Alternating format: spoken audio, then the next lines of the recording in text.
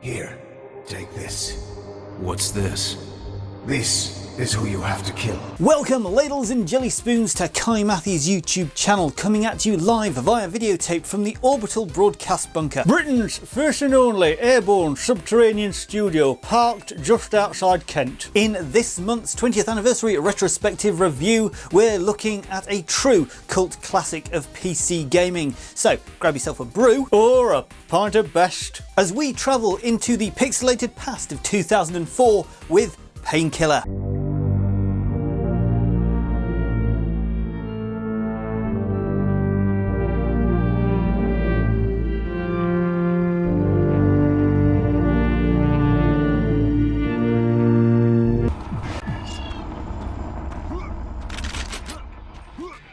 Painkiller, crafted by the Polish studio People Can Fly and released by Dreamcatcher Interactive for PC, later made its way onto the Xbox in 2006. It stands as a captivating first-person shooter.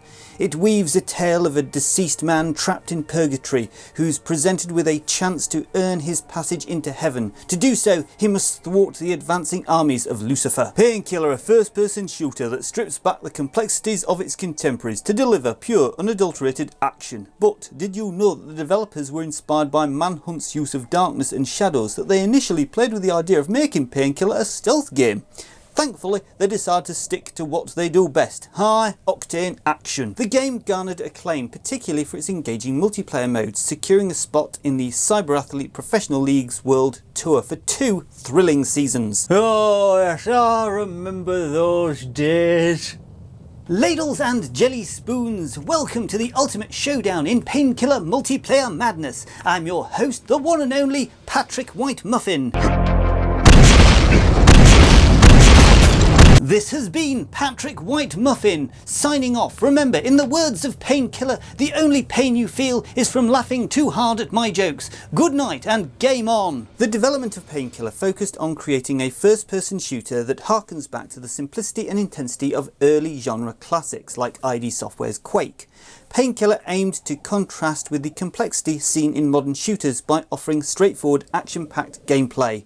It was designed to be a throwback to earlier FPS games, focusing on pure action and less on narrative complexity or team-based modes. A notable feature is the advanced physics engine, which enables detailed environmental destruction and realistic enemy reactions, enhancing the game's visceral combat feel. Despite the game's overall straightforwardness, boss fights present a significant challenge, requiring players to discover and target the boss's weak points. The game was developed using People Can Fly's proprietary 3D engine, ensuring high quality graphics and smooth performance on recommended hardware setups. It also featured a heavy metal soundtrack and detailed sound effects to complement its action-packed gameplay, don't you know?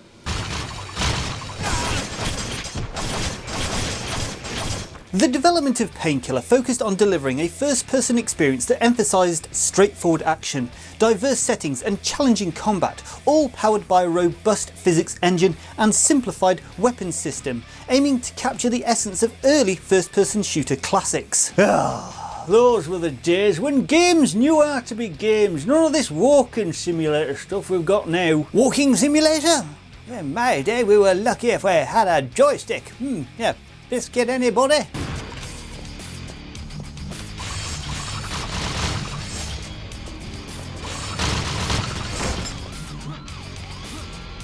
Painkiller throws you into the role of Daniel Garner, who finds himself in purgatory after a car accident. His mission? Prevent the forces of hell from invading heaven by taking on Lucifer's generals. There you are, simple plot, but it sets the stage for some intense action across a variety of levels that are anything but your typical fiery hellscape. Right, now we're about to talk about the plot, so it goes without saying we're going to spoil this game. It's 20 years old, come on people, consider yourself warned.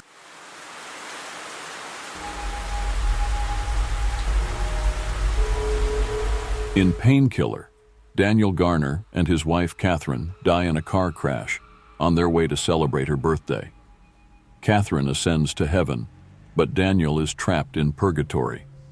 An angel, Samael, tasks Daniel with eliminating 4 of Lucifer's generals to prevent a war between heaven and hell. Accepting the mission, Daniel embarks on a journey through various historical settings within purgatory, from ancient times to the modern era. Daniel encounters Eve, a longtime resident of Purgatory, who provides insights into his situation and the looming threat of being dragged to hell.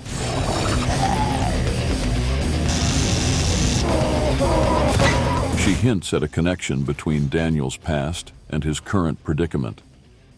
Along his journey, Daniel also meets Asmodeus, a demonic ally with ambiguous motives, and confronts Lucifer's armies and generals. After defeating Alastair, Lucifer's final general, Lucifer appears, revealing he had planned to seize control once his generals were out of the way. He kidnaps Eve, prompting Daniel to refuse Samael's offer of ascension to heaven, choosing instead to pursue Lucifer into hell to prevent future invasions and save Eve.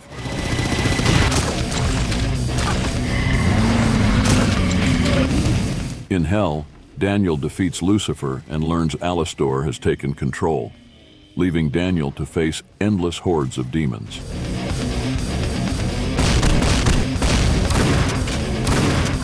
An additional ending, unlocked on the hardest difficulty, shows Daniel finally entering heaven to reunite with Catherine.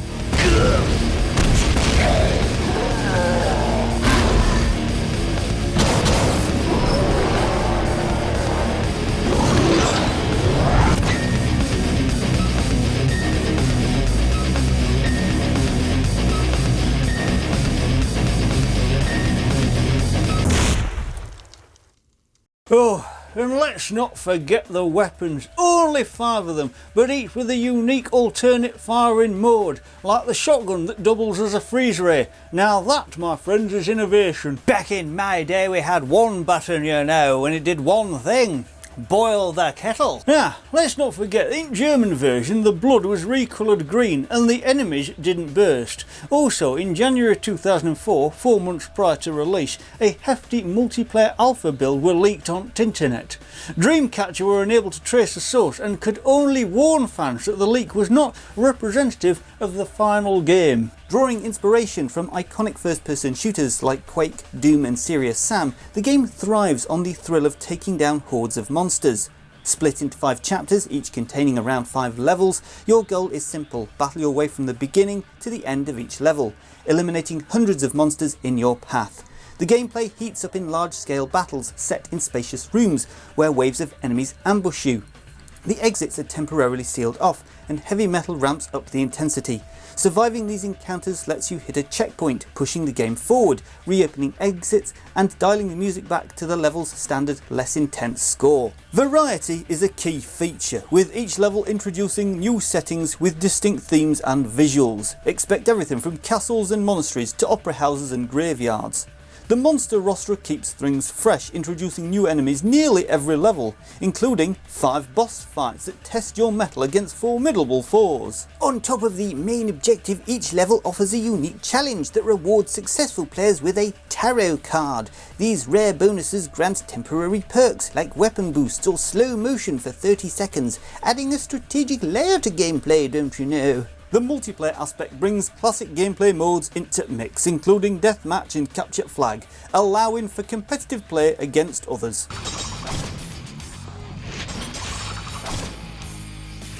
The game also features an interesting take on health regeneration, plus there's a demon mode that turns you into an invincible killing machine, but only for a short period of time.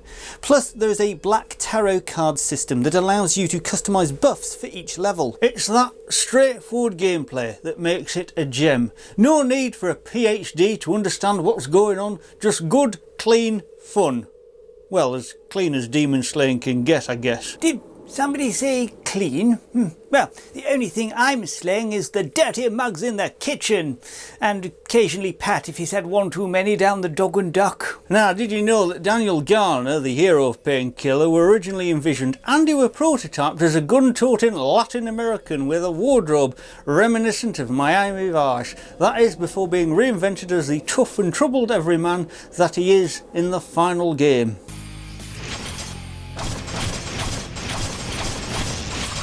In Painkiller we have Cam Clarke voicing the protagonist Daniel Garner. Clarke is known for his role in other video games such as Tales of Symphonia and World of Warcraft, and he's also provided the voice of Liquid Snake in the Metal Gear Solid series. Lex Lang brings to life the antagonist Lucifer. Lang, a two-time Daytime Emmy Award-honoured voice actor, has a broad range of roles under his belt, including Doctor Doom in Marvel Heroes and characters in Star Wars and Crash Bandicoot.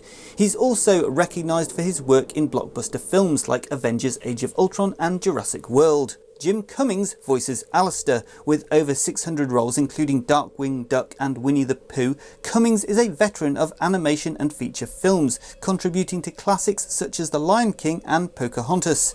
John Saigon, who sadly passed away in 2017, provided the voice for Samuel. Vanessa Marshall voices both Catherine and Eve. Marshall, with her background in English from Princeton University and a master's from NYU Trish School of the Arts, is known for her role as Hela Syndulla in Star Wars Rebels. Lastly, James Kevin Ward voices Asimodeus. Ward, a retired voice actor and radio personality, is best known for his role in the Ratchet & Clank franchise. His career also includes political impersonations on the Stephanie Miller Show, and roles in video games and animations such as the Biker Mice from Mars.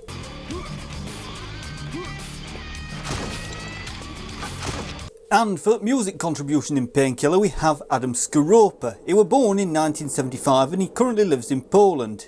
He started writing scores for video games in 1990. His work involved preparing around 30 complete music scores for games and multimedia projects. He was considered the top Polish musician for the Amiga underground scene in the 1990s, I'll have you know.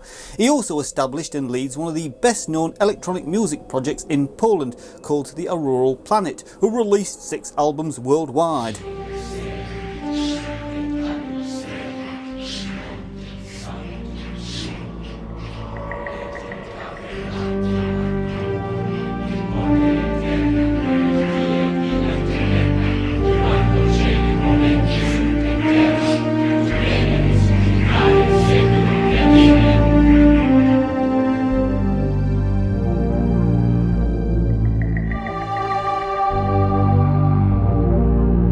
On the multiplayer front, Painkiller keeps it classic, with deathmatch modes reminding us of the golden days of Quake. Fast-paced, no-nonsense action that's easy to jump into, but quite hard to master. Oh, and those physics, enemies flying everywhere, bodies pinned to the wall by stakes.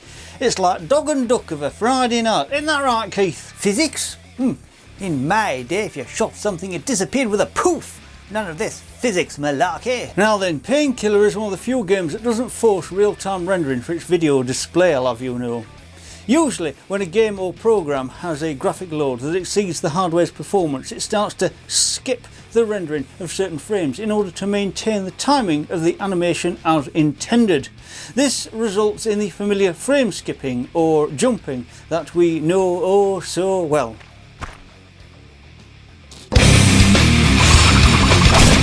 Now, another alternative to this problem is to forget about trying to maintain real-time animation and draw every frame at the speeds the hardware can manage. However, this is hardly ever used for video games and only usually appears as an option in 3D rendering programs. The reason for this can be seen in Painkiller, and that is because if you play Painkiller on a machine that is below the recommended system specifications, the game will actually be easier to play, as whenever the CPU load gets too high, which means when a lot of enemies start to get on the screen, the game actually goes into slow motion. In 2006 the game was ported by People Can Fly to the Xbox as Painkiller Hell Wars. Whilst not a straight port, it is actually a mix of the game and its expansion, Painkiller Battle Out of Hell. Painkiller Hell Wars was also announced for the PlayStation Portable and PlayStation 2, however both versions were ultimately cancelled. First expansion for Painkiller was Battle Out of Hell. This came out in December 2004. This expansion picks up where original game ends, with Lucifer defeated and Hell's Throne up for grabs. Daniel faces Alistair and a horde of demons, with 10 new levels, armed with 2 additional weapons and encountering new multiplayer modes and enhanced visuals. The second expansion was released in October of 2007. Initially it was a fan mod by Mindware. It received official backing and became a standalone game. Players control Belia, a hybrid of angel and demon, across 16 levels, battling 40 types of monsters with 6 unique weapons. This spin-off connects the original Painkiller to its sequels, I'll have you know. Painkiller Resurrection came out in 2009 from Homegrown Games and Dreamcatcher Interactive, running on an updated version of the original game's engine. It introduces William Bill Sherman, a new character with a tragic backstory, and 6 fresh levels. Now Redemption were launched in February of 2011 as a downloadable game that originally started as a mod by the Eggtooth fan group. It brings back Belia from Overdose and involves a rescue mission involving Daniel and the Queen of Hell, Eva.